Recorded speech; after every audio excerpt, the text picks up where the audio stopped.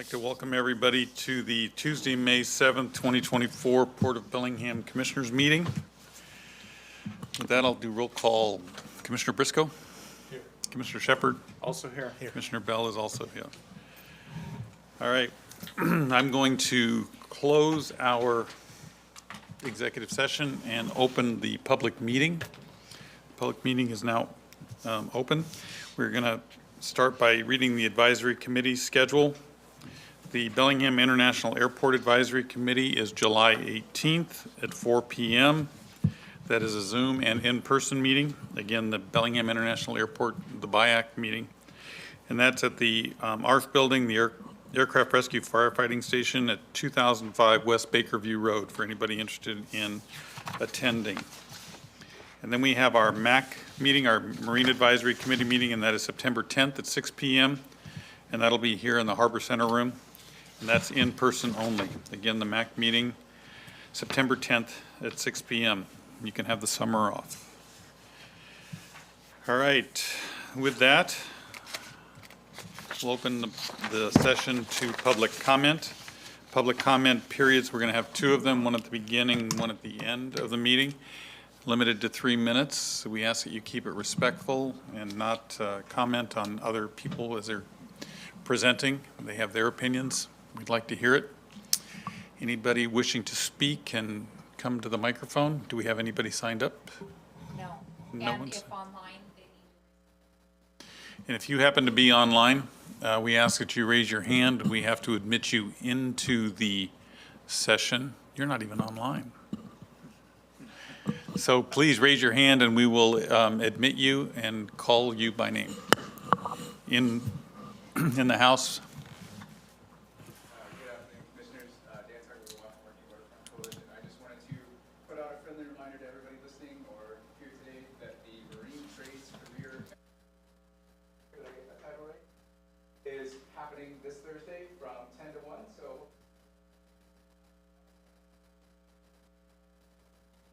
walk and meet your fishermen.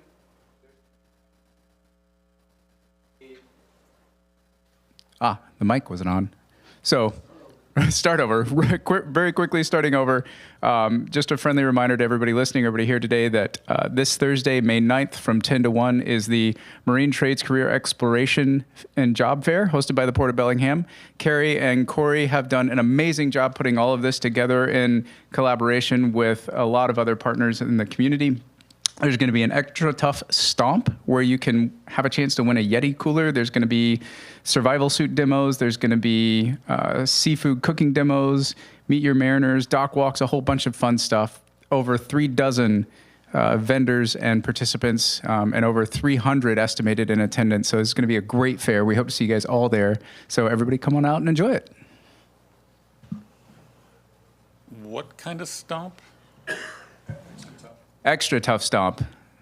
Yes, I'm excited to see this. There's actually heats, so multiple rounds of it. So. There's 2 heats. Filming that? Okay. Anyone online? No one raised their hands. Okay. We'll move on to the consent agenda. Again, we will have time at the end of the meeting for another public comment period, and you are free to submit comments to the commissioners in writing. Motion to approve consent agenda items A through D. Any issues, Commissioner Shepard? Commissioner Briscoe? No, I have none. And I have none. Motion to approve consent agenda items A through D. Commissioner Briscoe? Yes. Commissioner Shepard? Also yes. Commissioner Bell is also a yes. Okay, presentations. Let's start out with outreach. Hi, I just want to interrupt for one moment. Elliot Smith, the real estate director here at the port. I would just like to introduce our new tenant. If you could just come on up for a second. So Jim Sutterfield is the president of Signs Plus. He and an average 35 employees will be moving into Marine Drive Industrial Park in the large building number 3. We have a nearly full community up there now. Jim has been in business for about 34 years, if I've got that correct? 33. 33 years, so just want to welcome him into the community, and if you guys have any quick questions for him, otherwise go see him when he gets established up there. Thank you. Jim is a big contributor to Sea Feast as well. Right, right. And you have done the signs at my office. You're moving off of Bakerview, right? No, so we're actually on Marine Drive Marine here. So Drive. when we bought our facility on Marine Drive back in 2013, we thought we were never going to fill it up, and it didn't Now you're take full. long. So this is actually an addition. So we'll go from about 20,000 square feet. We're keeping our Marine Drive facility, and this new building 3 is literally about a minute walk from our shop. So we're adding another 15,000 square feet of manufacturing. Our limiting factor has been space. We just have nowhere to put employees. So this is a ready-made manufacturing facility, and it's great to, go in and overhead cranes and the whole 9 yards. So we're excited to be there. Welcome to the port. Yeah, thanks. Thanks. Am I free to go? We're good? Presentation. Stephanie. Yes. Good afternoon, Commissioners. Stephanie Wiley, Community Outreach Manager for the Port. Happy to be here to give you all an update on what we've been doing in the Marine Life Center. I do want to shout out, we have a couple of our Marine Life Center staff in the back, Casey and Anna, and Sierra and Jenny had other obligations today, but we've got a good team and we've been doing a lot of good work. So Here first, there's a new octopus. we got a new octopus. We didn't bring him here today, but he is over in the center if you want to see him later. Yeah, we just, Come up with you so we can see them? yeah, absolutely. Would you guys come up and stand up here with me? I'm sure the folks on YouTube would like to see the We'd like to people see that some of our staff. Absolutely. Thank you. Well, while they come up, I'm going to start with some highlights and stats from the last couple of years. So going back to January of 2022, we had a giant Pacific octopus hero that we had received the previous July. He came to us injured, and our staff did a really good job caring for him. And once he reached maturity, we released him back to the Salish Sea, which is what we do with all of the octopus visitors that we get. We also reopened to the public for walk-in visits. So they did not need appointments anymore in March of 2022. So following COVID, we kept it to appointments only just to be able to control the number of people in the center. So we were able to reopen to walk-ins that March. And we had an estimate of about 27,000 visitors that year, and our staff led 53 classes and trainings throughout the year. In 2023, we launched our volunteer program, which was really exciting. The Marine Life Center had a really active volunteer program before it became a part of the port. And we were able to relaunch that last January or February, I think. We had 6 volunteers throughout the year. We had community members and students as well, students from Western. Anna was actually one of our volunteers before she joined our staff this year. And we got over 432 volunteer hours, which was awesome. We really love our volunteers. We just reopened applications for volunteers, so anyone over 18 can apply to come and help us out in the Marine Life Center. So commissioners, if you have any free time. We also housed 2 giant Pacific octopuses last year, a male named Onyx and a female named Opal. We got them in the spring and released them in the summer. We did actually get 2 more octopuses brought to us last year, and we can't house 4. So we coordinated the transfer of them to the Seattle Aquarium.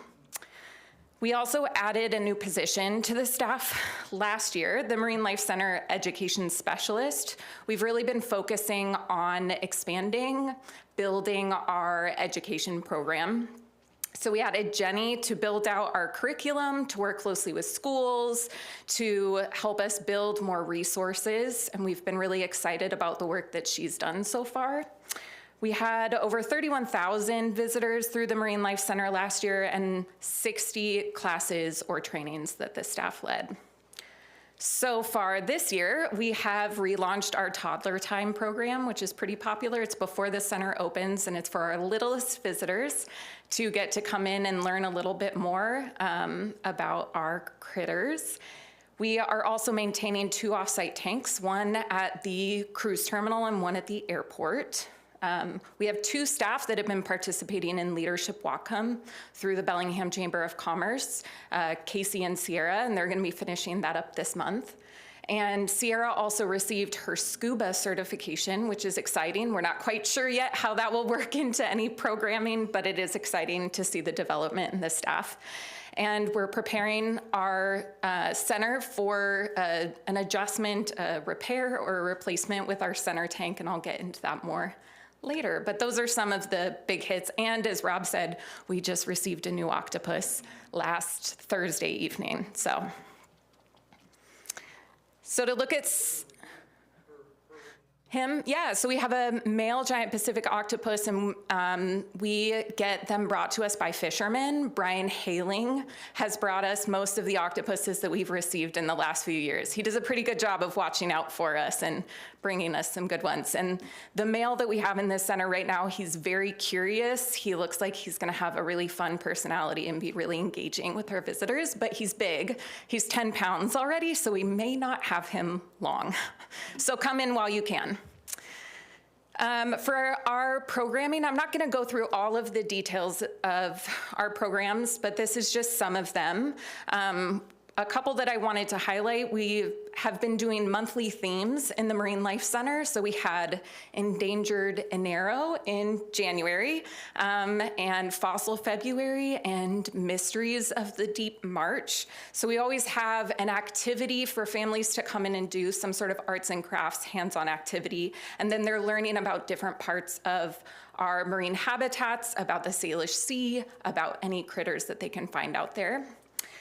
We have also started reserving the Harbor Center room for our class visits, because the Marine Life Center, if you've been in there, you know it's small and it can be hard to lead a class in there. So we've been reserving this room to do some of our class visits to get some really focused learning time with the students before they go in and see the critters. So that's been a really good move for us as well. We have some future programs that we're working on. We want to start a naturalist training to help people be the best visitors at low tides on our beaches. We are looking into the cost and the possibility of a portable touch tank. It's really expensive for classes to come and visit the Marine Life Center, mainly because of transportation. And so if we can take a touch tank experience to the classes, that would make it more accessible. And we really want to make sure that we're keeping things accessible to all of the local schools and groups that we work with for learning about marine life. Perfect. You're volunteering to drive for us? I'm going to write that down, Commissioner Briscoe. We are also getting ready to start selling some Marine Life Center merchandise. We don't currently take donations. It's free to the public, but we do have some projects we need to get done around the center, and people love the merchandise that we have created, the sweatshirts and t-shirts. So we're looking at starting to sell those. We do have our reseller's permit. So we're gonna start selling some fun merchandise this summer. And then we are also getting ready to apply for a couple of grants in the fall, and I'll talk more about that as well later. Another thing that the staff has done a really great job of is building partnerships in the community. We work with a lot of other local organizations and participate in a lot of special events. So things like What's the Point and the STEAM Expo through Lyndon Kiwanis. We have also had staff participate in the Marine Mammal Stranding Network, and Casey has helped lead a few of the green crab trainings with the WSU Extension Program. And we will be at the Marine Trades Job Fair doing a fun activity this Thursday, which will be fun.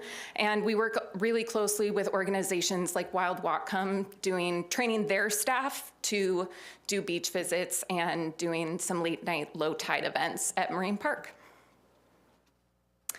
So this is a big one. Our center tank is quite old. It's older than the rest of the center itself, and it is starting to fail. The concrete is starting to crack and rust, and we've had bits of concrete fall off. So we do need to look at what we're going to be doing with that center tank, looking at kind of all of the possibilities. Do we fix it? Do we replace it? One of those possibilities is replacing it with a kind of cascading touch tank that we would have space in the center for teaching, and it would be full kind of clear plexiglass so you could see even in the sides of it. And we're looking at all of the options for funding that as well. So again, we're going to be applying for a couple of grants this fall. No Child Left Inside and Inspire grants for small museums. And we'll probably also be bringing that in the capital budget request as well. So any questions? I kind of blew through a lot of that information really quickly. Mr. Briscoe? Portable traveling fish Yeah. tank, if you will. Is Yeah. that going to be like a trailer thing or? Yeah, we're looking at a lot of options. We have looked at what the cost would be if it was a trailer that people came out to that we set up out in the parking lot, or if it was something that we would take into classes. We're still kind of in the early stages of planning and dreaming of that. So we're not quite sure what that will look like. And the existing tank that's there, I've never really looked at it. Yeah. You say is it concrete with rebar in it? Is that what? Yes, yeah. So it was I believe the tank itself was built first in, I think, 1986 or 1987. So it's quite old, and it's, the rebar that goes through it the moisture has seeped through and started to rust, and it's cracking quite a bit, so. Okay. Thank you. Yeah, Well, thank you for what you do. yeah. It's great for our community in Whatcom County to be able to come down and learn about the critters that are in the bays, and thanks to Brian for Yes, keeping critters in the tank. big thanks to Brian, yeah. Mr. Chipper? Yeah, community favorite, spot. It's great. I love that it's free to the public. I think that really goes a long way with families in the community. Anytime I hear about a substantial capital improvement need like this, I always question: do we fix it or do we build something bigger? Right. Because it's very small. It gets a lot of use. Yeah. It could have much more. It's got a lot of potential to grow. And so I think those are some of the questions we'll be wanting to talk about going forward is, do we have options to think bigger? And we love to think bigger, and then we run into the reality of what it costs. So that's what we always have our conversation with Rob with, and try and temper some of our ambitions here. But I just think it's such a great asset, and I think we could do something that meets a community interest, to have an kind of indoor facility that celebrates our marine environment, has lots of education potential, and that could house more than 20 people at once, or how many ever people fit in there. Yeah, so I think it's a good conversation for us to keep having. Absolutely. Yeah, we always look to see if we can do something better or bigger, and we always go to bigger. And then we take his advice and we blow right through that advice. I was thinking one we can walk through and you can look at it. So the best thing the port's ever done was take this back and invest in it. It's one of the most amazing things that we own. And I am proud to say that that happened under our watch, because I think you guys are doing an amazing job. You've got a public forum. How many volunteers do you need? And can you kind of tell us what kind of volunteers you're looking for? What the time commitment is? Yeah. What age groups? Just give us as much as you can, because let's Yeah. get some while we got a chance to solicit them. Yeah, People absolutely. with extra tufts. You have to have extra Not tufts. doing No. the extra tough. You don't need extra tufts, it's fine. You do have to be at least 18 to volunteer in the Marine Life Center, and we have a few different jobs that we'll have for volunteers. So we'll be looking for volunteers to help us with the care of our two offsite tanks, the Bellingham Cruise Terminal and the airport. We'll be looking for help for cleaning tanks, care of tanks inside the center, and we'll be looking for help for just interacting with visitors and answering questions. So those are the types of roles that we're looking for. When it comes to time commitment, I think we would like at least 1 to 2 hours a week of someone's time to come in pretty consistently throughout the year. If they're willing to give more, that's lovely. And in terms of how many, we would be looking for, yeah, probably starting with about half a dozen, like 6 volunteers to start, and then we'll see. We had 6 over the last year, and that was a good place to start. So I think to see how it works in those jobs, and see if we have capacity to take more volunteers. Okay.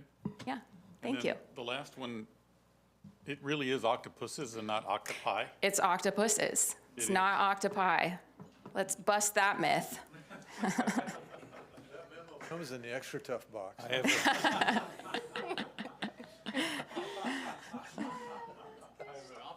third grade teacher that would be. Oh, love it.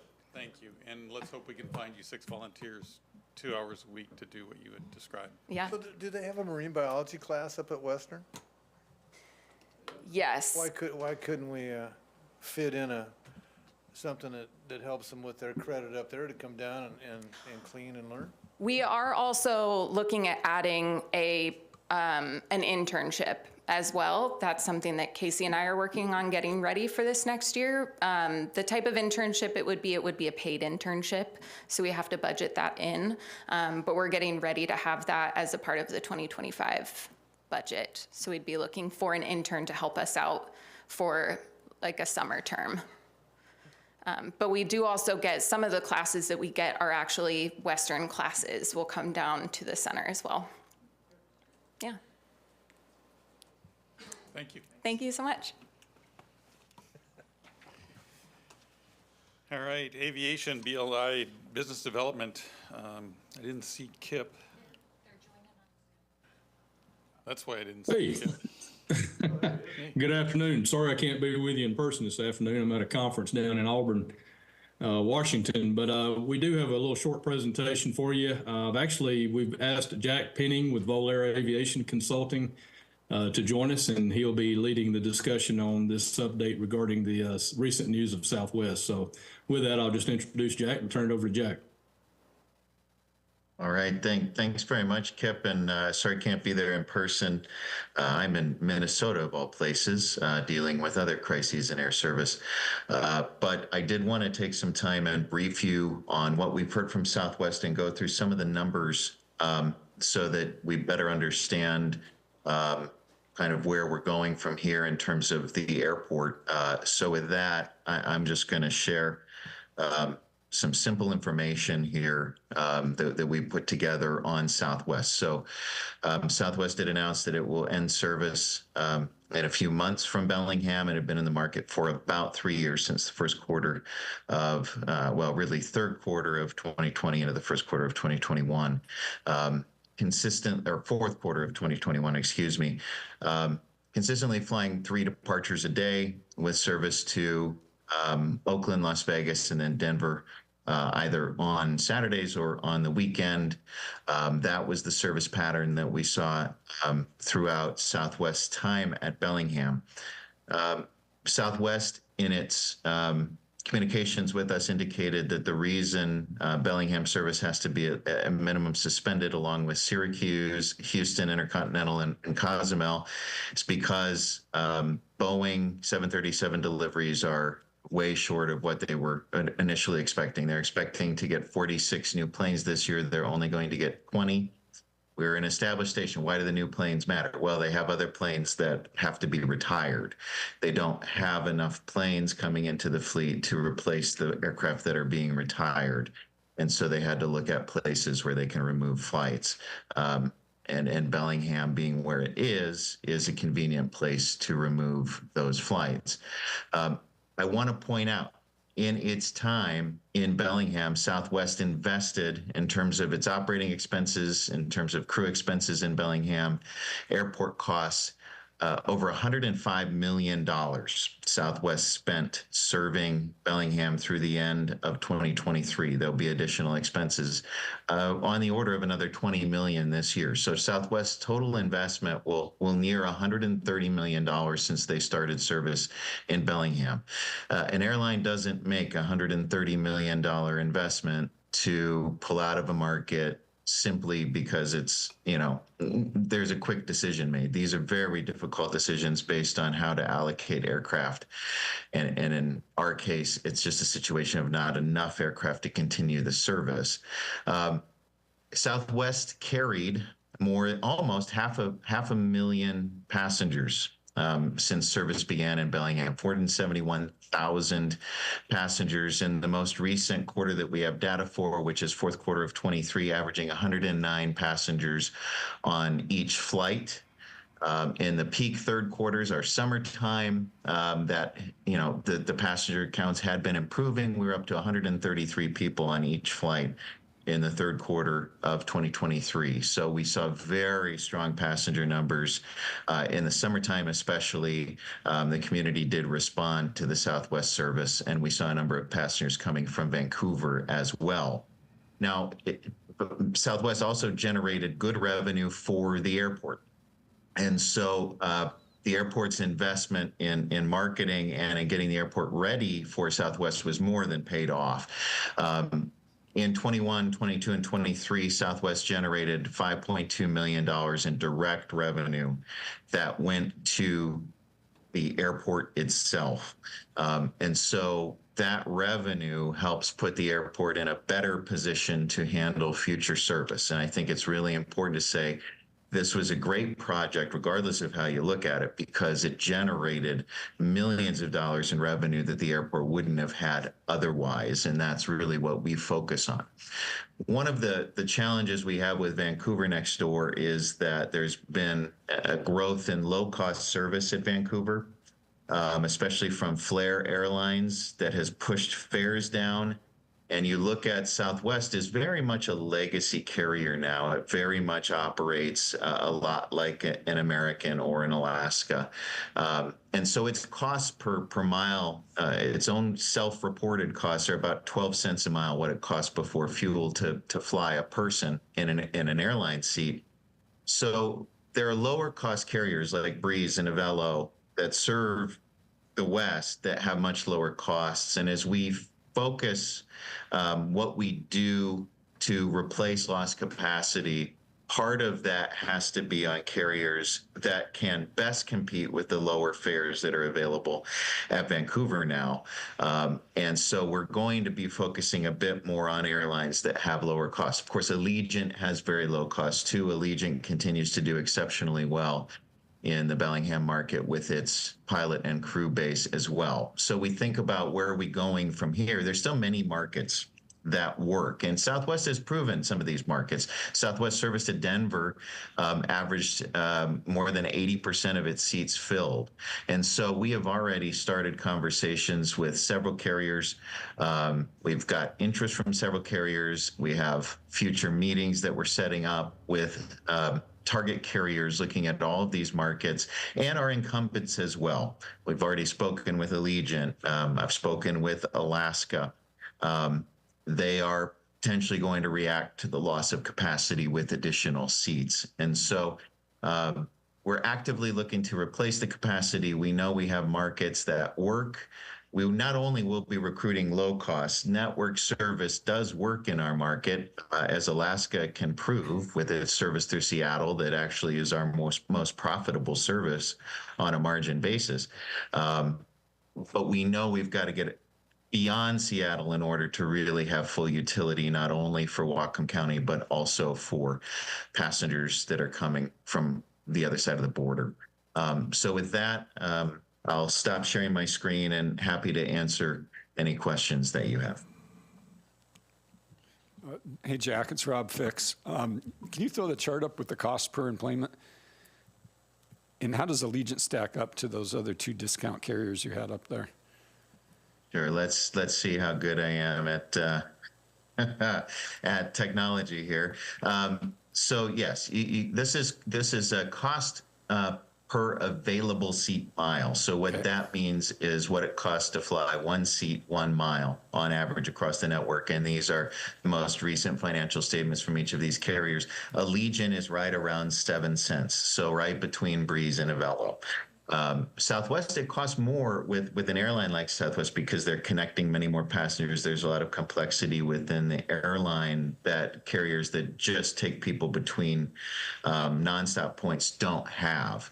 And so Southwest, it doesn't have costs near as high as somebody like a United or a Delta, but they're definitely, it costs more to operate that type of airline than a super low cost carrier. Thank you. Mr. Shepard? Yeah, Jack, you mentioned, you used the word suspended when you talked about Southwest. Do you have any indication, or is there any kind of hope that this is on pause and not canceled? Or am I reading into that incorrectly? I say suspended because I don't want to have the impression that there's no way Southwest is ever going to come back. We will continue to have our relationship with Southwest and continue to talk to them about reinstating service. There is no, on the other hand, no date on which they've said they would consider coming back to the market. But I've worked in other markets where an airline has left and said they weren't coming back, and 3-4 years later they're back in the market. And so we will continue to have discussions with them. And I would say, I think it's very fair to say that we have a very amicable relationship, and that Kip Turner has a good relationship with the carrier, and will continue to develop that. Okay. And for the growth that Southwest experienced and their ability to, have all these additional routes and fly all these additional passengers, how much of that was at the expense of our existing carriers compared to just increasing demand and demonstrating that there is increased demand and ability to fly more planes here? Yeah, that's a great question. So we know Allegiant kept their schedule essentially the same as it was before and operated slightly higher passenger loads than they did before. So no impact on Allegiant. Alaska they pulled down capacity.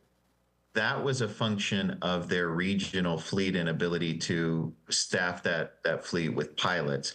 So they pulled down all of the Pacific Northwest in terms of frequencies. They had pulled us down to just 2 frequencies, and we were as many as 5 frequencies before Southwest entered. So Alaska's numbers came down, but their actual percentage of seats filled increased. Alaska, of course, has added back the 3rd frequency to Seattle, and they're looking at now potentially a 4th flight a day to Seattle. So I don't think it would be fair to say Alaska's total passengers were down because of Southwest. They were down because they pulled down the entire Northwest connecting network at Seattle due to pilot shortages, which we're hopeful are now starting to ease, at least in the Alaska network. Okay. So it seems more of a if you build it, they will come situation, that we added additional capacity. We brought in a carrier that people like with good connections, and we prove that there is robust demand. I agree. That's the story I'm telling, so I'm going to stick with it. I think you're right on. All right. Mr. Briscoe? No, I have no questions. Thanks. Good report. All right, Jack. So it's not lost on me that the Mariners are playing in Minnesota today, so that air emergency might be Mitch Henniger going over left field. That's a good point. And I sure wish I was closer to that game than I am right now. Yeah. So the pilot easing, is that because there's a decrease in demand, or is that general across the board, they're getting a bigger supply? That's a great question. We see no real signs of demand decreasing. What we do see is aircraft deliveries decreasing significantly. Boeing, we've heard a lot about what's been happening with the 737 fleet. They're going to deliver less than half of the aircraft that they have scheduled to deliver this year.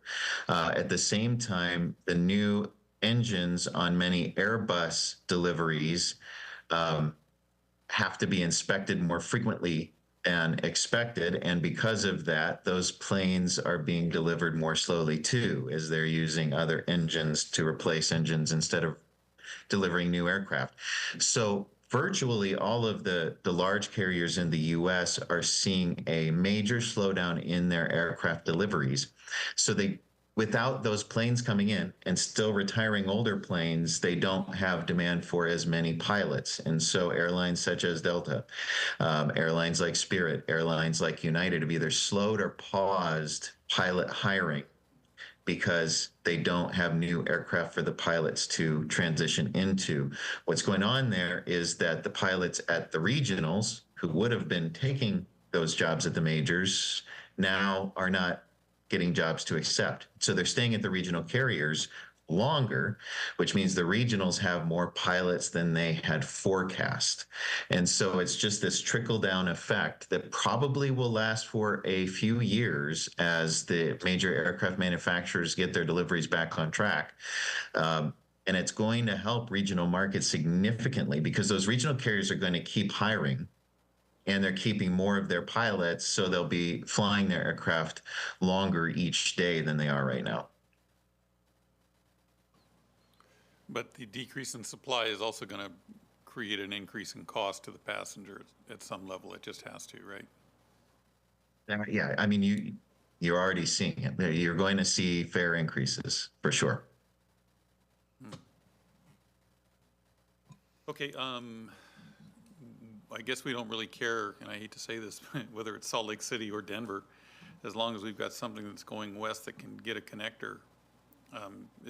Is there anything going into Salt Lake that could be on our horizon? Big thing we have to look at is what the network carriers are saying about how they want to grow capacity. And the big thing we're hearing from all of them, American, United, Delta, Alaska, is that they cut their regional networks to the bone and the frequencies in those networks to the bone. And so as the pilot shortage at the regional level gets a little bit better, they are looking to increase frequency in the markets they already serve first. And, for example, United before the pandemic served Pasco to Denver up to 5 times a day. It's been down to 2 a day. So United's goal is to use the extra pilots to get it up to 3 a day and then 4 a day and then 5 a day. And there are many, many markets that are like that. There are hundreds and hundreds and hundreds of markets that have been cut like that.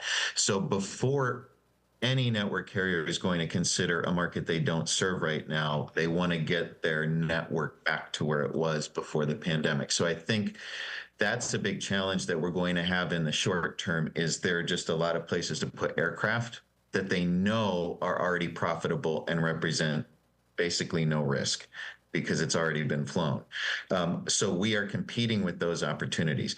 What we are going to have to do is look at other ways we can work with incumbents to increase service. For example, Alaska just announced Tri-Cities Washington to LAX. That's the first part of an LAX expansion that if that goes well, Bellingham could be on the list for that kind of service. We're really going to have to fine tune our strategy based on what the airlines are saying about how they're going to use their extra pilots. And the opportunity may come in not really connecting flow at the beginning, but in more point-to-point service. We will react and adjust our strategy to the opportunities.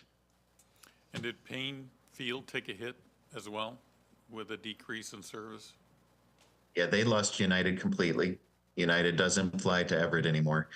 And overall, there's a certain number of slots. So Alaska can't cut Payne Field too much because they have to continue to use the slots. But Payne is they lost an airline. The other thing I would note, we've completed some new market study, and Payne Field, we looked at all of the tickets from Whatcom County in 2023, and Payne Field is less than 5% of our traffic. We have 10 times as many passengers driving past Payne Field to SeaTac as we do going out of Everett. And that just shows us that service hasn't resonated with at least our catchment area.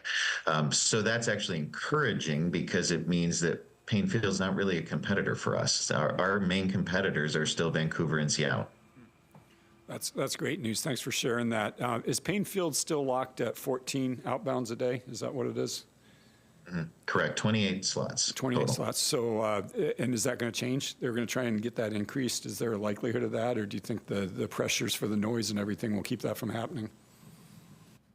I think more than anything, I'm not sure that there's airline demand right now to increase the number of slots. I think that if airlines were clamoring for slots, there would be more pressure to increase them. I don't see airlines clamoring for slots.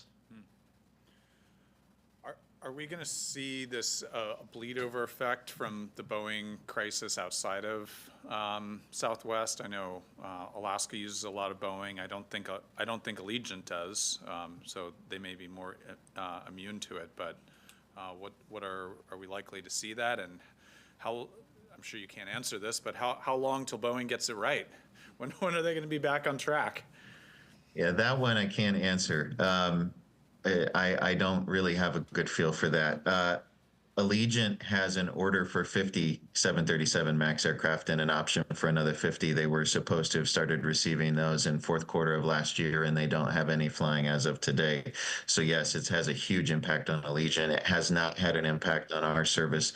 Those 737s at Allegiant are going to Florida. What Allegiant has been doing is extending leases of aircraft that they intend to retire.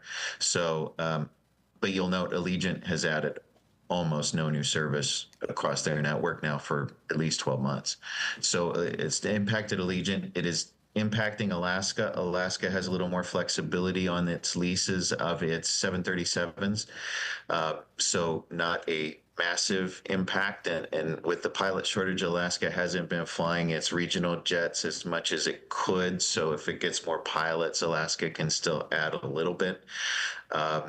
But every carrier except for Delta operates this type of aircraft, and Delta has a huge fleet of Airbus that are affected. So anybody who flies an Airbus or a Boeing is impacted. That's every carrier essentially in North America.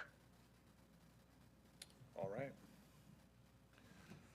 Well, Jack, thank you. You're very good at what you do. Thank you very much. Yeah, well, thank you guys, and we're going to keep working. I just want to underline that this is not throw in the towel and just stand by with what we've got. That's not our strategy. Thanks. Kip, I wanted to give you a chance to respond if you've got anything else you want to add to this. Jack, thank you very much. Yeah, thank you, Jack. No, I don't think there's anything else to add to that part, but I'm happy to field any other questions you might have as far as what the airport's doing or anything like that. Nope. Thank you very much. Yeah. All right. Adrian, solar update. Hello. I don't have my glasses on, so if you're making faces at me, you may actually have to wave. No, thank you. Thank you. All right. Hello. Thanks for having me up here. My name is Adrienne Douglas Scott. I'm the Sustainability Program Manager for the Port of Bellingham.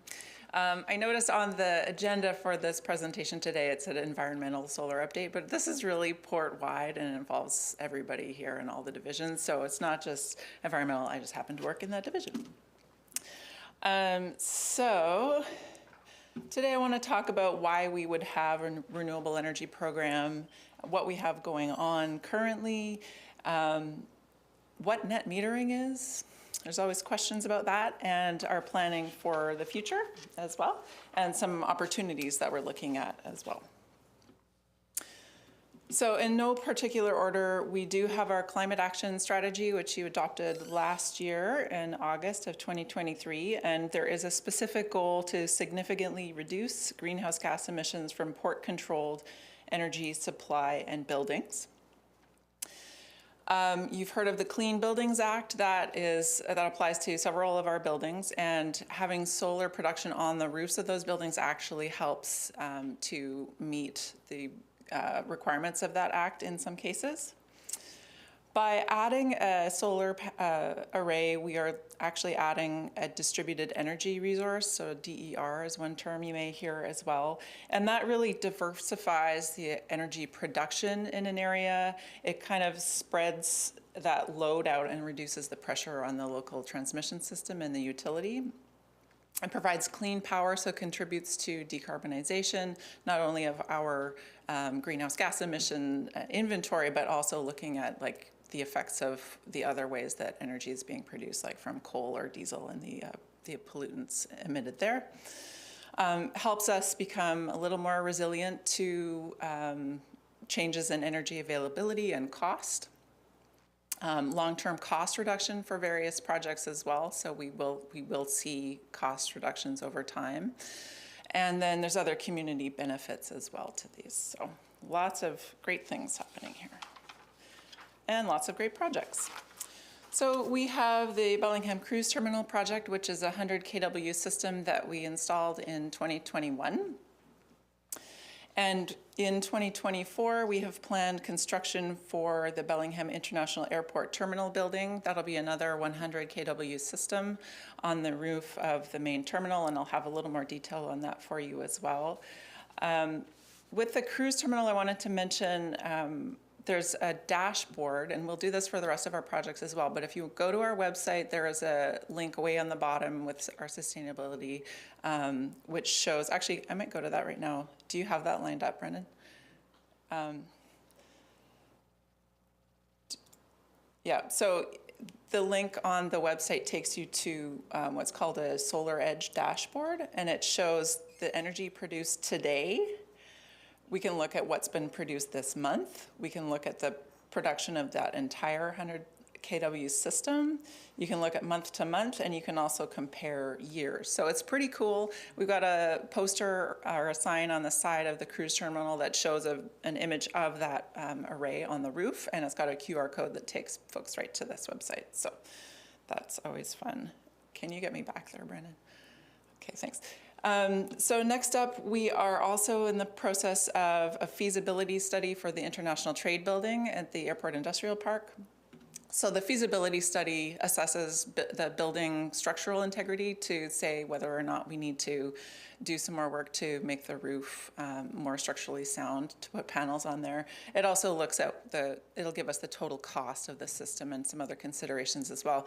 That one's really interesting. That's the first time we've looked at battery systems as well as the solar. So it would be connected to the battery and would actually charge off the battery as well. So stay tuned for more information on that one.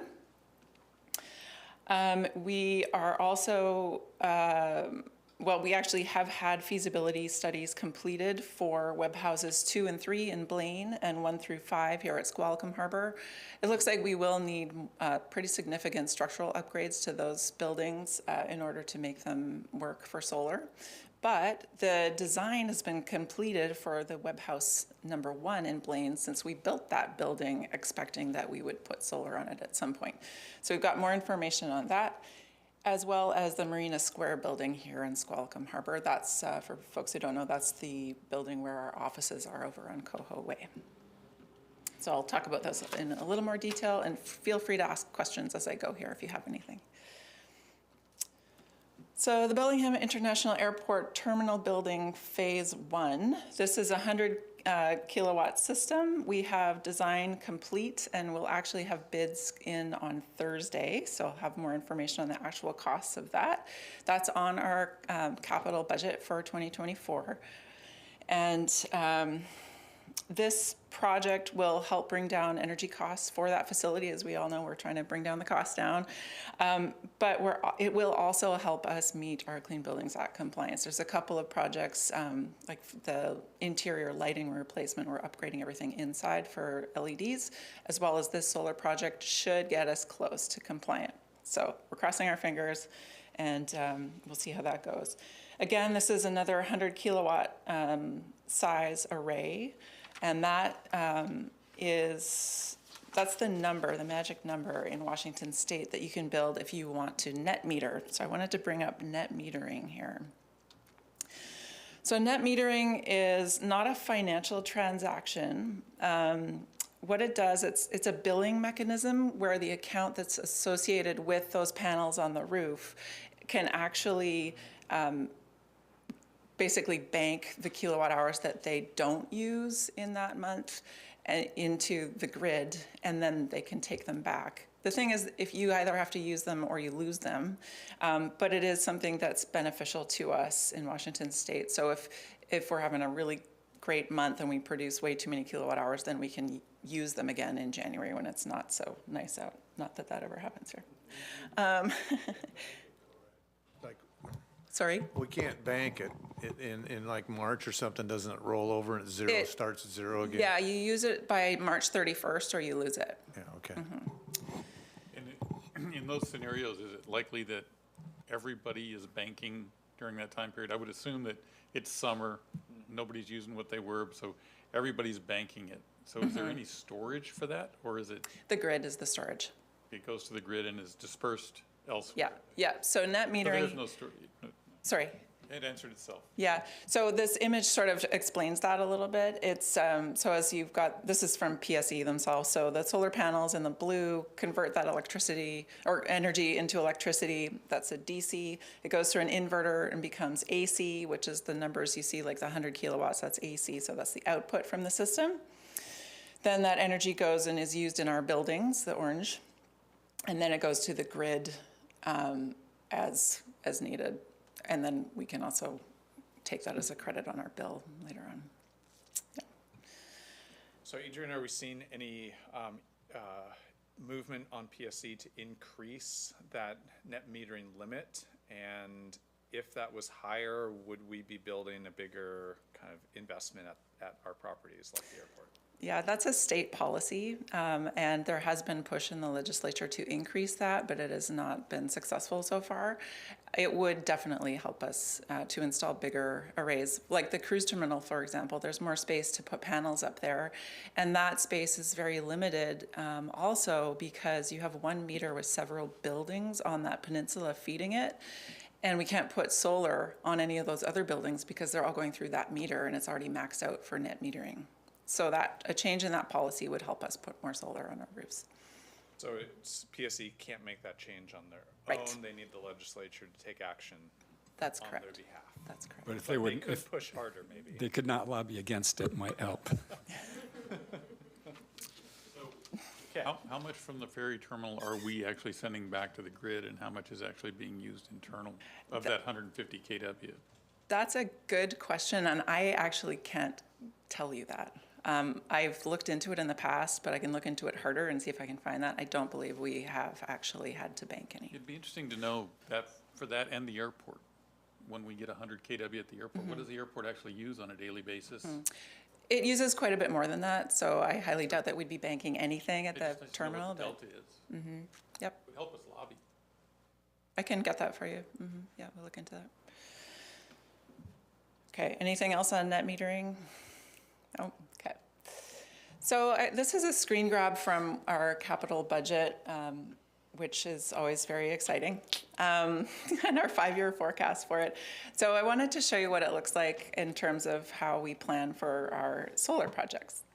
So this first column through 2023, and I apologize, it's a little fuzzy when it's bigger, but the first column is expenses that we've put into or had budgeted for feasibility and design work for various buildings. So those are the ones I've talked about previously. And you can see every other year, 2024, 26, and 28, we have capital projects for installation. So that's how we're sort of scheduling things out, is every other year. If we can get grants for these, great.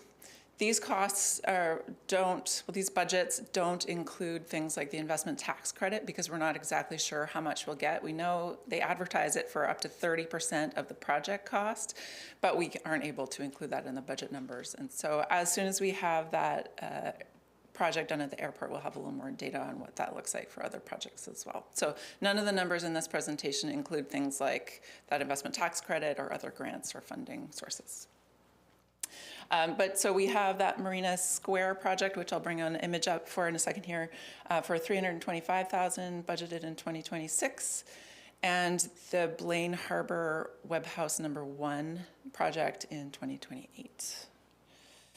Are we able to do net metering for the Blaine one? It's a different utility, isn't it? Yep, it's BPA power through the city of Blaine, and all utilities, the electric utilities in Washington State, are obligated to net meter. It's a little different mechanism than with PSE, but yes, they'll do that. I did want to say before I move on that all of these solar projects are going through our normal budgeting process. They're all reviewed and approved annually, so there's nothing different with a solar project than any other capital project. Yep. So, in Blaine, Webb House 1, is that interconnected with everything else in the harbor up there, or does it have its own meter? It has its own meter, and it may not use a lot of power, but there's the opportunity to aggregate with another meter that's close by that uses more power. Right, because those web lockers use next to nothing for power, so it's going to be a big push back for us. Yep. Is there an opportunity to kind of game the system here? You talked about Fairhaven having one meter. What if we order more meters and install them? Yep. Thank you. Got it.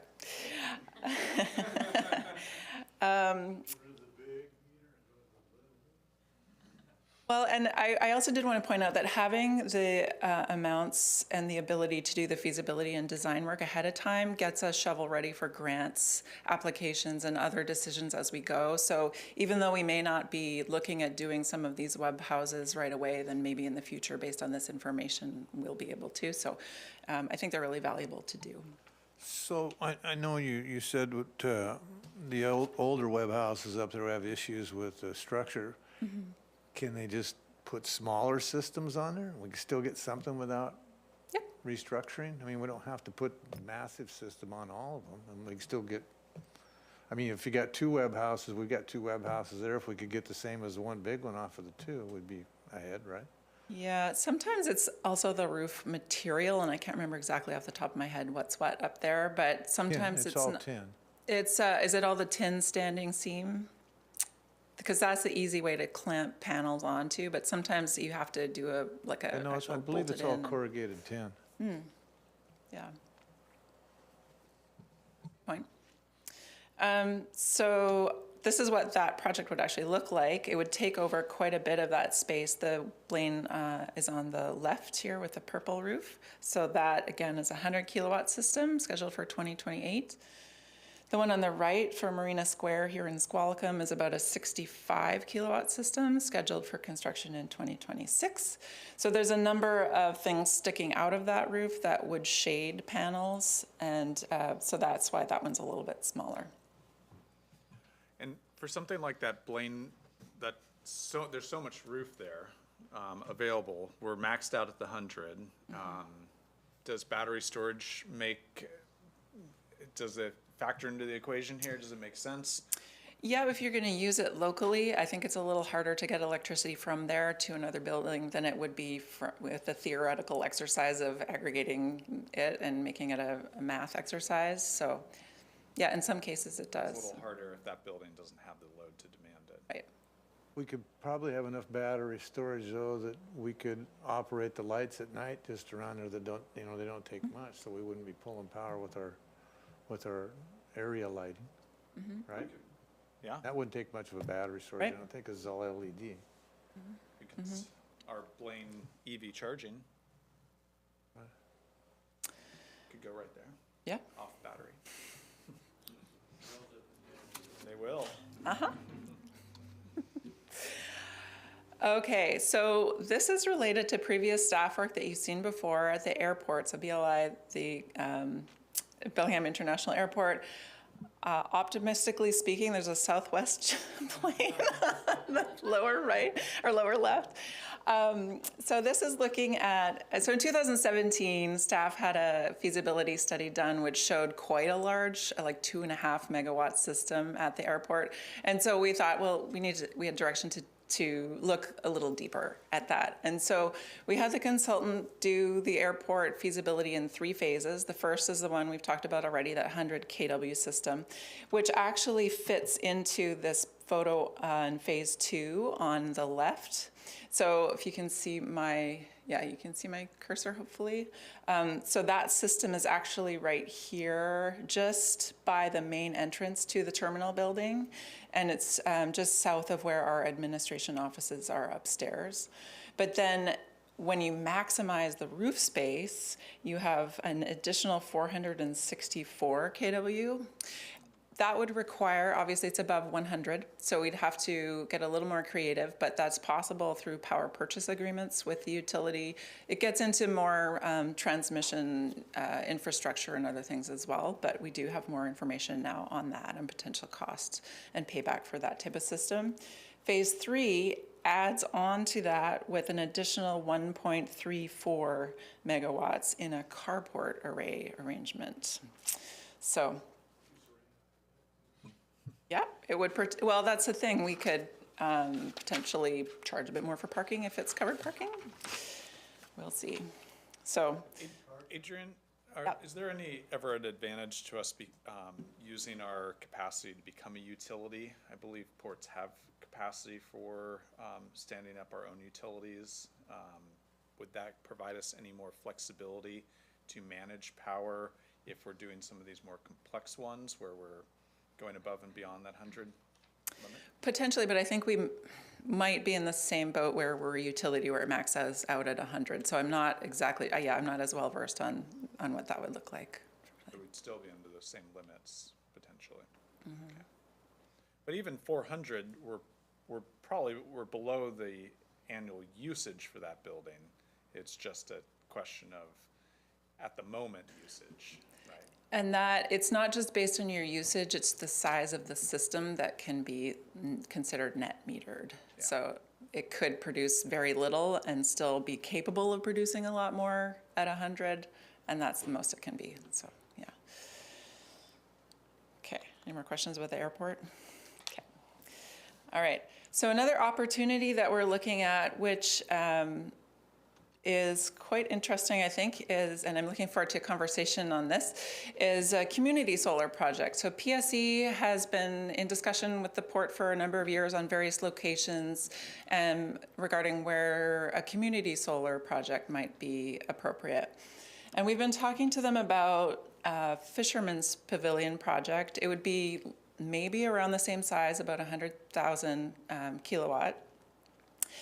And the difference between community solar and our normal capital projects are that the benefits of the electricity produced go to whoever has the share in the community. So that community share could go to low-income folks, it could go to people who just don't have the roof space, they're renters, or they have, a Sudden Valley house and it's covered in trees, or whatever the reason is. So there's community solar projects in town already. This would be one of the larger ones.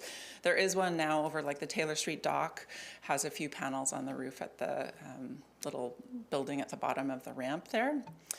So PSE is interested in going ahead with this if we are okay with going ahead with this. We're not anywhere near actually having a project yet, but what they're looking for is sort of a head nod from us on whether feasibility study is appropriate. So they don't have a whole lot of data yet, but I do have some rough costs here, and I can answer your questions first. Sir. So, seeing as how they electrified our Mersey housing over here, is this something that could be put to that to help those people keep the costs of their? I mean, is that? We don't have the infrastructure over here to be part of that system. Eventually, we probably could do that. We'd have to have something going through, up and down Rotor or something. We talked about that. We've talked about trying to get Bellingham cold storage onto that system because that would be a really natural fit for that district energy system. But the infrastructure right now between there and here doesn't exist. Mm-hmm. Sorry. So if we put the solar panels on top of the pavilion and then it gets pumped back into the system, we still have to have a wire that goes over there, direct from there? No. it goes So if somebody has a share, it's called, it's like they slice it up like pie basically, and then the pieces of pie have the electricity that you're produced. So that share is your right to have the electricity generated from the system. And that's broken, I don't know how many shares would be out of this, but say there's 100, we could be involved in the conversations of saying, oh, let's have 40% of those shares go to low-income folks who qualify under some program that's set by I guess that's where I PSE. was trying to go with Yeah. it, is if you could have those shares. Well, and if we own the panels, if we weren't community solar and we own the panels, then we own that electricity and we could send it pretty much, anywhere we want, as long as you had that kind of connectivity is what I was getting at. The district energy system doesn't work off electricity right now. It's working off waste heat. Right. But if those folks over there could buy shares off of that roof, right? Yep. Under this scenario? Yep, anybody in the community could, and it could be a low-income focus as well. So one of the other main differences with this is that we wouldn't have any upfront costs for this project. If it was community solar, it would be, the feasibility study would be done by PSE. They would pay for the installation, the maintenance, everything would be paid for by them. What happens is that the port would get a very small annual lease. It's a minimum of $1,500 for the year, so it's not very big. But you can see that in the bottom line of the graph. Again, this is super rough. There's a lot of assumptions here.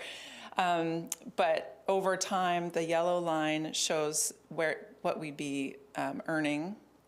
And then at year 15, we would actually have the option to purchase the system potentially.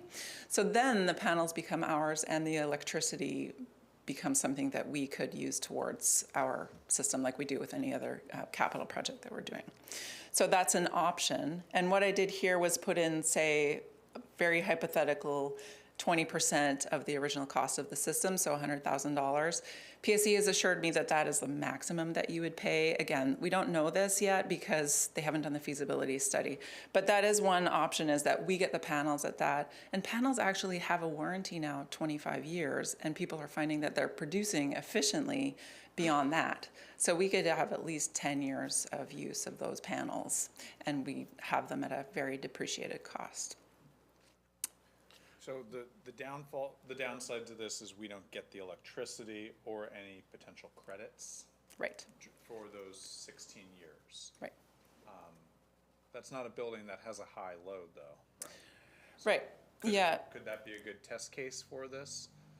Because it's not a building with a high load, it's on its own meter. Unless we put some electric heaters in it for the Unless winter we- time. Yeah, there is that. Yeah, we could aggregate it to a nearby building. The only one that really would fit in that is the meter that serves Gate 4 and the boathouse.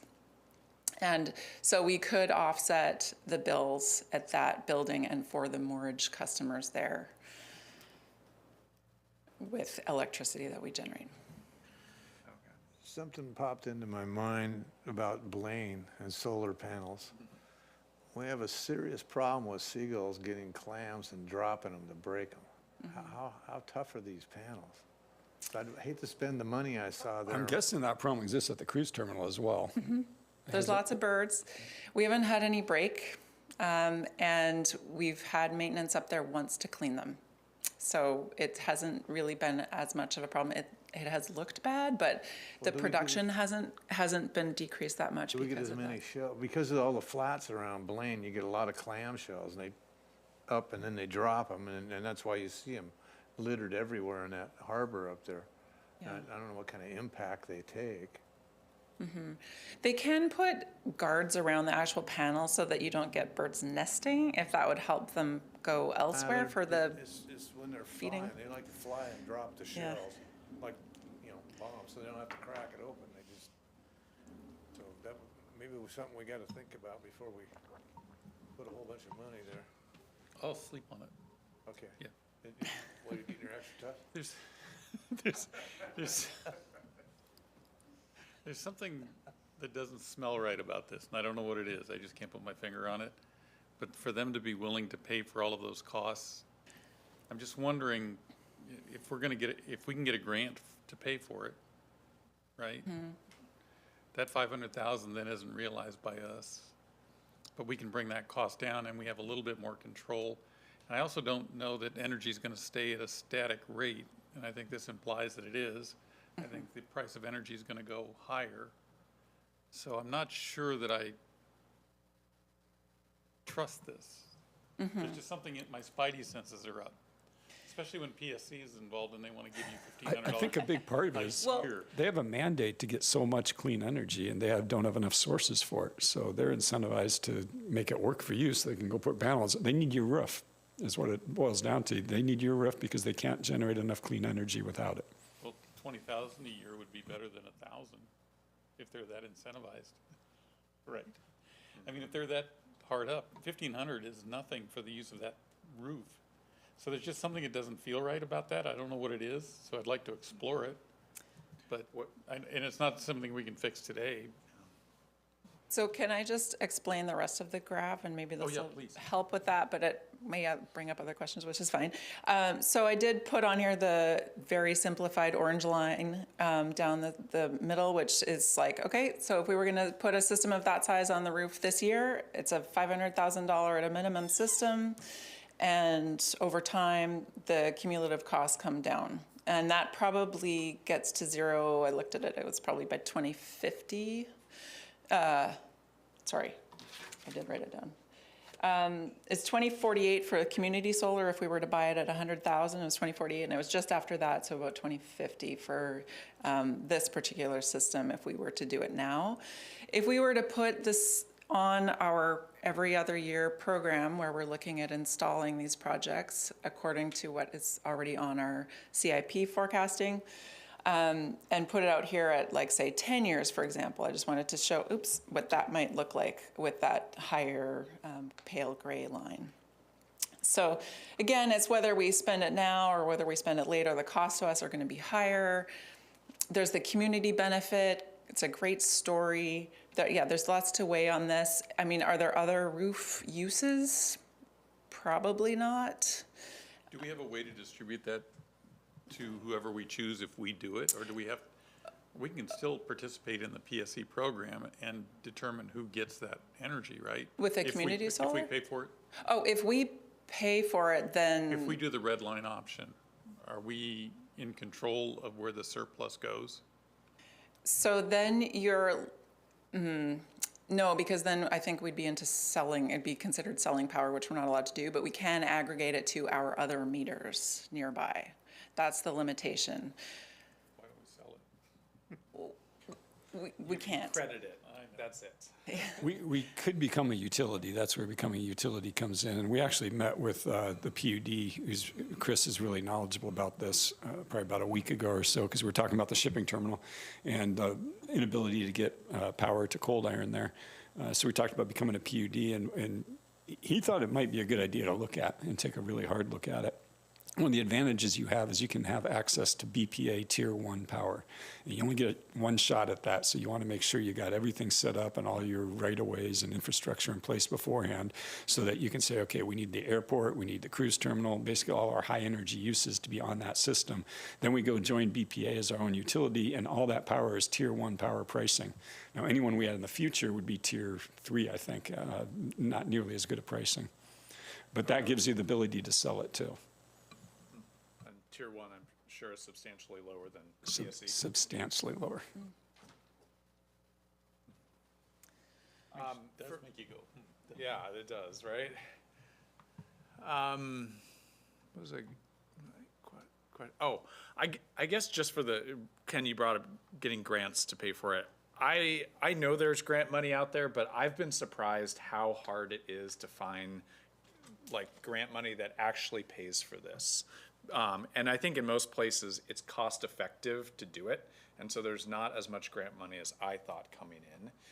That's just been a realization for me. Look, I've asked about the airport, 30 times, and I've always thought it would be easier to find this big pot of money that would come to a willing public partner that wants to do good environmental projects. It's just been harder to find those resources than I expected. It's also a lot of staff time to apply for those. There is one out right now through the Department of Commerce that we'll be looking at for these projects. This looks, I think it is a good story. I think it would be interesting to have a test case. We've got plenty of other roofs to explore other models with. Because it has a low utilization of power, I think it could be particularly well suited for this community solar. It would allow us to get it up quickly. It's high visibility. It would tell a good story, and the building was really designed for solar to go on it. I don't see a huge downside with us not having the credits or the power from it, but maybe somebody can convince me otherwise. Rob? Yeah, I know you had some hesitation about the community solar model. You thought those credits were valuable. Yeah, so my hesitation is you're giving your rooftop away for $1,000 a year, which is really low. Adrian makes a good point that what else are you going to use that roof for? You know, we often have land holdings that we say, okay, we're not going to lease it for less than this price because there's a lot of alternate things you can do with that land. There's not a lot of alternate things you can do with the roof. So I've gone back and forth on this probably a dozen times going, yeah, it's a good idea. No, it's not. I think it's one of those that's kind of just right on the cusp, and Puget Sound Energy has made it that way because they need to make money on this, right? They need to work for them. And solar can be hard to make work if you own your roof space. Now you're leasing roof space from someone else, makes it even tougher. Well, that's one of my concerns is we let that roof go, it's out of our control, basically. And one of the issues we've seen at the port over the last several years is things that are not within our control, things don't happen very fast, and things don't go to places we want it to go. So, I mean, I think it's a good project, but I think it may need to go on, might do well up on Marine Drive. I was going to say the same thing. What if we did an experiment on Marine Drive and did the math on this route versus Marine Drive? What's the cost benefit to the port? We should do that math. I think you're going to find out Marine Drive is a much better model to own your own panels because you have significant users up there using that electricity. And versus users around you. Correct. Can use the circle. Correct. Similar meters. Correct. Versus the pavilion, you don't have that. So the pavilion, if community solar is going to make sense somewhere, it's somewhere like the pavilion where you're using very little amount of electricity being generated. And you can put up a sign and tell a good story for the community. People who buy into it can come visit their panel. You know, it's like adopt a panel and go visit it on the weekend. You know, people are gonna love it. We'll sell hot dogs. It's gonna be fun. You gift it to your friends. Yeah.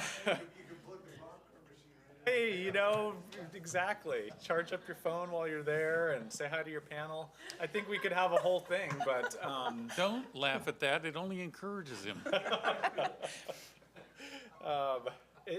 It does seem, I think it seems like a good test case. It would be interesting to hear if any of the other like partners who have done this community solar, because I know we wouldn't be the first. There's other partners in town who have done this. What's their experience been? Did it not go well? Did it go well? That would be a useful piece of information for us to have. Was PSE a nightmare to work with? I mean, what was? Elliot's still here? Hey, he's here. I'd also like to see what the projections for energy costs for that same time period look like in real time. It looks like it follows a straight line. I'm pretty sure your model inflated it at 3%. It did, yeah. Which is what we use in our budgets, I believe, so. So this, That prof. so all three models are 3%, Yeah. basically. When do we have to make a decision? So again, this is like a decision just to go ahead with a feasibility study. It's not a decision of a go, no-go on the project. I think they would like one last week, but So Elliot, are most of those buildings in Marine Drive, I haven't really looked at them real close, are they tin roof? Are they the corrugated tin roof? Because you said it was easy to clamp on. I'm looking for Judy to save me here, but I believe we do need to do some work on some of those roofs. So the first thing in a solar rooftop project is to make sure your roof is going to last as long as the solar panels are. I know we've worked into our budgets for the next few years to renew a few of those roofs. You'll be hearing about that in the future. Now you've got a preview. I'm always a big fan of ground-mounted solar also, and I've recently identified some more land that I'll be filling in my colleagues about and seeing if it's suitable, so. Thank you. Yeah, people like the metal roof because you don't have to penetrate the roof surface to mount the panel. Which is the You big problem. clamp onto the People don't like corrugation. that with the corrugated.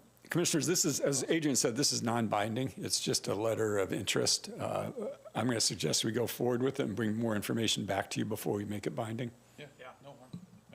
And if you could find out some other partner experiences, I think that would be useful for us. Yep, I can definitely do that, and I can also look into the crystal ball for energy cost forecasting. Just tell Brian that we know where he lives, and 20 grand a year would be a lot, much better. Nice. Okay, thank you. Okay, next steps. The photos here I thought were kind of interesting. So the one on the lower left shows what one of those carport systems looks like. And the one on the upper right actually shows a Port of Seattle project on Pier 69. I think it's larger in that case. They look quite big. And I'm not sure how they're joined together, what the clamping looks like to it. But yeah. But they're not, it's the ones I've seen other photos of from underneath, it's just the panel. There's not other, or there might be crossbars, but there's not like a solid roof underneath the panels. It's gonna drip on you. You can make a special spot that doesn't. So the next steps are to keep going with our every other year installation as per our budget forecast. And again, they're considered like any other project, so they'll be reviewed and approved annually. We will be doing other feasibility and design work coming up in 2024. So we're looking at the 11 Bellwether and Bayview buildings, the two buildings there, and that really is driven by Clean Buildings Act compliance. If we can aggregate the buildings and put solar on 11 Bellwether and use that power in the Bayview building, it would help us with a slightly higher energy use in that building. So we're doing lots on building energy efficiency and doing other projects to try and bring the cost down, but solar is one of the tools that we can use for that. We talked about community solar. Another one is grants. So you mentioned, Commissioner, that there are grants out there. They can be hard to find. Right now, there's Clean Ports, which is due at the end of May. So we're looking at a solar project as part of a microgrid. This is all hypothetical at this point, but at the shipping terminal to really start an energy transition there. And that builds on the other funding that you've approved. That's federal funding as well for project upgrades to the shipping terminal. So, Is that the planning grant, or is that an implementation? It's both. You're going for both. Yeah. Great. Yep. I like it. It's out there. Implementation is a heavier lift. And so it's trying to figure out how to make them somewhat independent but dependent on each other, because there's $2.2 billion in the zero emission equipment side of things with Clean Ports, and there's about $150 million on the planning side. And we do need both. We need the planning to make the equipment work the way we want it to, and we really need the equipment in order to plan ahead, and we need data from that. So it's a little bit of a chicken and egg situation, but. Inflation reduction, or none of those allocated specifically for solar when they were? There have been various ones. They usually come through the state, so the IRA money then got funded into state buckets, and that comes out like from the Department of Commerce, which is where a lot of those are coming from. So it gets funneled into the state first? Yeah, and there are. The same with the infrastructure? Yeah. Yeah. So we're dependent on the state. Yes, and there's also like the Climate Commitment Act And they're- funding from the state too, so, yeah. I think that microgrid's fun, though, because we could really start to have kind of living laboratory for multiple different, very future-thinking energy systems in one location. Combine that with the DE system, a microgrid over there, all of a sudden we have this kind of attractive laboratory that I think would be interesting for other people to partner with us and look for build-out of other space down at the waterfront when we're looking at who may occupy and help us fill up additional buildings that is not just residential, not just retail. Those aren't necessarily bad, but I'm always looking for who else is going to be down there. How do we get Pacific Northwest National Labs? How do we get other groups to want to partner and be part of the waterfront district? I think these energy laboratories get us there. We've spoken with the PNNL as well as the National Renewable Energy Lab about partnering on this work, and they're really keen to get here and create some sort of innovation hub, and we're kind of in very, very early conversations on that and with other partners as well. So people are interested, so we'll see where we get with this. Innovation hub, I like that. Okay. I'm curious about the warehouse near the ASB. We've looked at that. Oh, I know. Yeah, Biggest roof in Yeah. Whatcom County, I think. it's not an entirely solid roof. So we've had it looked at before, and it would need quite a bit of structural work to make it work, unfortunately. But one thing we're thinking of is like, what about on the walls? Because you can put them vertically as well. So there's other points, or ground mount, as Elliot mentioned. So there are definitely other ways we can be doing this. It's sort of at this point, like, we've got lots of ideas already out there in the works, and how can we add, and where are the low-hanging fruits, and yeah. Can you go around the rim of that building? Is the rim strong enough? Good question. Like, just put panels on the main roof or on the around the outside? rim. Yeah, good question. The whole building was designed and built to house toilet paper. It's really expensive to do anything else in there, it turns out. Are you telling us that we've got a low-grade building? So with that, we're also looking at, like thinking outside the box, and where can we do something even cooler with some panels. And looking at other grants, we've got lots going on, and I think, it's nice to have one project already under our belt, and as we go, we'll learn and get some more best practices and figure out the funding mechanism as well. So that's it for me today. Any other questions? Fascinating discussion, thank you. Yeah, thank you. Thanks, Adrian. Thank you. Yeah, very enlightening discussion, thank you. Okay, I'm going to ask, before we do the public comment, Rob, can we just have you give us a briefing on, before the public comment, on the Yeah, I think, track? Brian, you want to do that one? Thanks. I just think it'd be good to do that before we.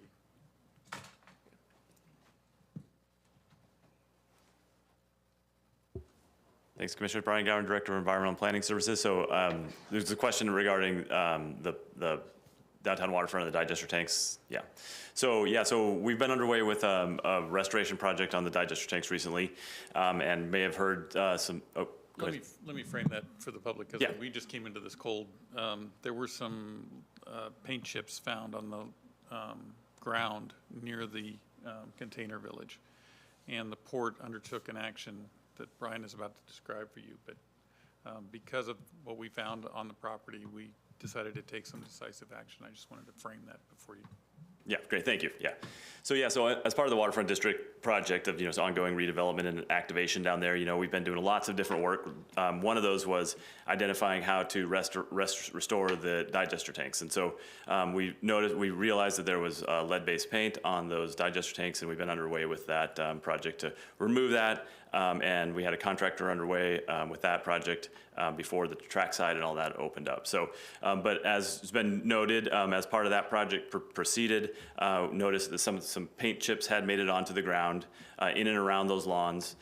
Came to our attention just this weekend and immediately responded. We went out there, mobilized a bunch of port crew, and actually have already removed all of the existing material in and around there, including the entire lawns on both sides of the digester area, and are underway now with restoring that with new topsoil that we'll be bringing in and new sod that we'll be laying down, and working with our tenants as well as the kind of planned activities down there. It'll take a couple more weeks to get that established, but it really will have addressed all of the material that was in question. So we just want to make sure we've already issued some notifications about that. We have an FAQs on our website, so a lot more information coming. We also have an industrial hygienist that is taking samples in and around the area just to make sure that everybody knows that it's safe to be down there, and we want people to come down and enjoy that area. And really, it is a safe place to be. A lot of questions, a lot of concerns, but we're doing everything as quickly as we possibly could, and I think we responded really, really quickly, above and beyond what probably would have been required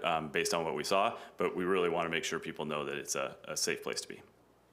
And I'd like to thank the maintenance team for the outstanding fast mobilization and getting on this project, dropping everything they had, and they were there in a heartbeat to get this done. And it shows the dedication of our maintenance and our employees in the port in general to their job, and I really thank them for that.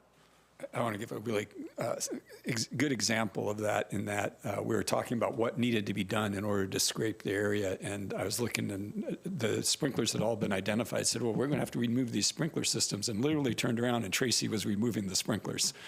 I mean, that's how fast they were. We hadn't even made the decision yet to remove them, and she's out there removing them. So our maintenance team did an incredible job on this one. And all through the winter, they've been doing incredible things. Yep. I mean, all of our staff has, but the maintenance team has been on top of everything, and we really appreciate that. I would say more importantly, you took it seriously and you got action right away, and the right action. It was get it out of there. So no capitulation. I would thank you for that response. Commissioners, we have one more item. We have easements with BNSF to cross their lines in a number of places for conduit, for communication cable. Somehow one got missed. It needs to be renewed by the 17th, or we won't have conduit under the railroad. So I'd like to add that under other business, if that's okay, your quick approval of that easement, which is in the Fairhaven area. Okay. Do you want to do it now? Okay, authorize the executive director to approve an amendment to a 20-year lease license for placement of fiber optic line between the port and the BNSF. Discussion? I have none. Do you have No discussion for me. No discussion. in favor? Yes, I'm in favor. Also, yes. Commissioner Bell is a yes as well. Thank you. Thank you. Okay, now, unless there's something else, we'll go to public comment. This is a period of time when you get 3 minutes to say anything that's on your mind to address the commission. If you are online, just raise your hand and we will allow you into the session to say what you need to say. And maybe briefly, you could explain why we have to allow people in now, because there was a lot of rhetoric when we just let everybody out. We had a bad meeting a couple meetings ago where someone Zoom bombed our meeting and drew some things on our screen that probably weren't appropriate for family dinner time, and also had some language going on that we didn't want to hear. So just trying to bring the professionalism of the meeting up a little bit more of an inconvenience for everyone, but it should give us a little more control as to who's talking and when. Thank you. So anyone in the room wish to address? No? Anybody online? There's 4 staff members online. None of them have. Okay. That being said, we'll move on to other business from the commission. They have no comments? Not right now. Commissioner Shepard? Yeah, I just wanted to mention, nice job to Commissioner Briscoe and everyone else who hosted the Blessing of the Fleet over the weekend up in Blaine. Really nice event, and it was great to see everyone turn out. People take that event, it's a meaningful event for people, and it's a great one that we keep celebrating. There's one upcoming this weekend here in Squalicum Harbor. Somebody help me with the day and time. 11th at 11. The 11th at 11?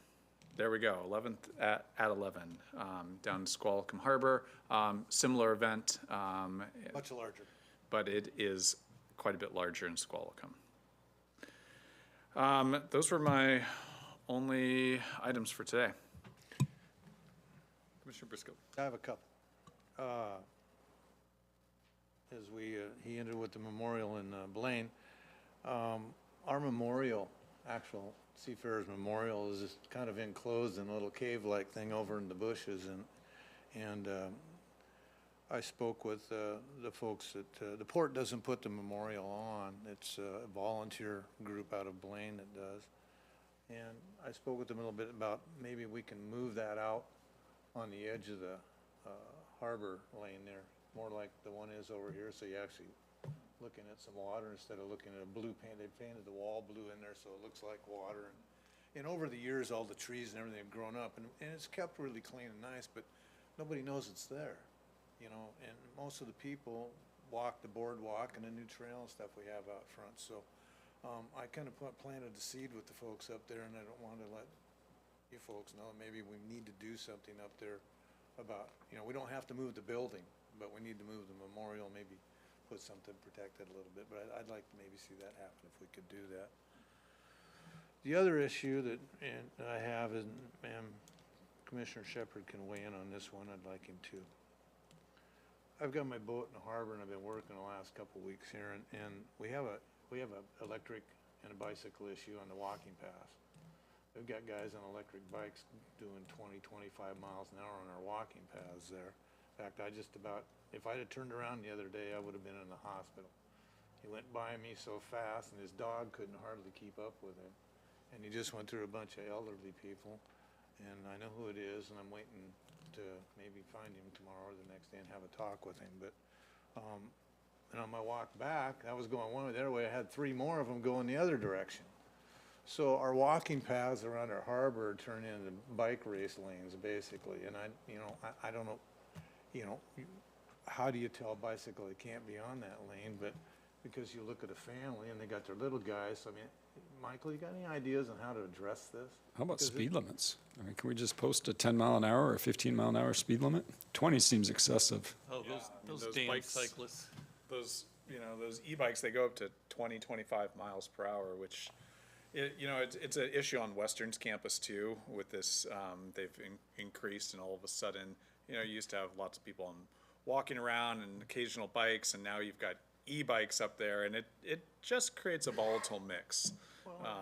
There's we've got a lot of opportunities for injury. A lot of elderly people that come down and sit in the benches. There was actually 6 of them there. He went right through them, and you got a dog on a leash over here. And, Almost got the dog.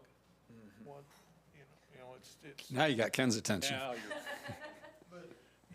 those are fighting words. There's a liability that's gonna fall on us if somebody gets hit there, and we haven't done something about that to slow people down, we become liable. Yeah, I've seen those bike lanes have speed limit signs painted right on them, just right on the asphalt that says, 10 or 15 miles an hour. We can try that and see if it slows them down a little bit. Can you restrict the traffic to non-motorized? It's going to be really tough. It's hard. First of all, it's hard to tell nowadays. I mean, some of these bikes look like a regular. It's not hard to tell, because most people can't pedal that fast. Fair enough. Or if their feet aren't moving. Yeah, the feet aren't moving, but the bike is. But I just think we need to address it somehow. It's getting a little, and it might not take much, I think the speed limits are a fine idea. I would be hesitant to, try and discourage biking, because those e-bikes, they really do get some like older people who would, My motive is not to who discourage would the not bike. go out biking and do with the e-bike, and they're probably the responsible ones out there. But, some kind of signage that would help clue people in. Isn't our speed limit 10 miles an hour in the harbor? I think so, yeah. Okay, so it shouldn't be any faster than our motor vehicles. Yeah, that's what I'm thinking. We just paint it on the asphalt. Maybe a couple places where it's congested, we put big slow down signs, pedestrians. I think this could be We get the little green kid with the flag and put him on the lawn. a couple extra of those in my garage. I can bring them down. But I just wanted to bring that up, that we really do need to address something there. Other than what Commissioner Shepherd said about our upcoming Blessing of the Fleet on the 11th, I don't have anything else. All right, and mine's limited to, there is a WPPA meeting next week, and I just thought I'd let you guys know that I'm going to be in attendance. Not sure you are, but I will be. You'll have to enjoy Skamania for us. I've never been. Oh, you'll like it. No, No. no, I was thinking of taking the bike down. But Go down in that river. It's a nice spot. Yeah. anyway, that's what I'm going to be doing next week. Thanks. Just helping you out there, bud. Hey, Other get than some that, extra tough so you can wait. last but not least, just to the staff and also to Rob, it's been a hell of a year. And it seems like the body shots just keep coming. I appreciate your grace, all of you, Brian, and yours as well. I wasn't very graceful yesterday. More gracious than I would have been. So I just wanted to say thanks. Just it has not gone unnoticed that we've had a big year, and you guys have all handled it well. So thank you for that. With that, I do have a question.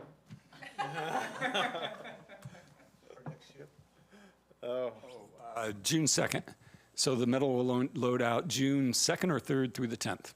Okay, Yep. And then the metal will be gone. Yep. okay. I Will was they just occupy curious. the offices through September? I think till October for the offices. Yeah. Yeah. Meeting adjourned.